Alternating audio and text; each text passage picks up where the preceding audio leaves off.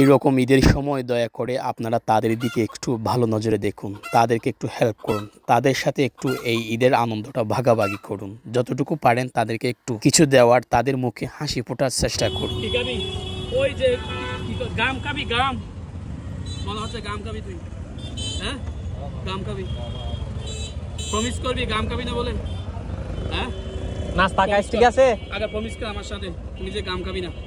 করতে পারি? দেখো, তুমি যদি মিথ্যা কথা বলো রাত্রে কিন্তু তুমি পাগল হয়ে যাবে।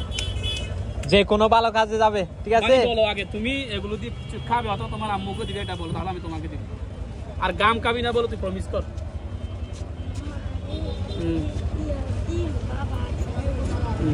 গাম খাবি না, প্রমিস দাও, হাত দাও। কিন্তু পাগল হয়ে যাবি তুই।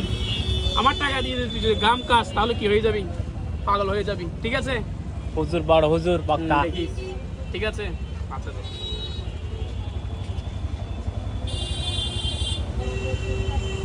কয় টাকা দিতে হবে তোকে?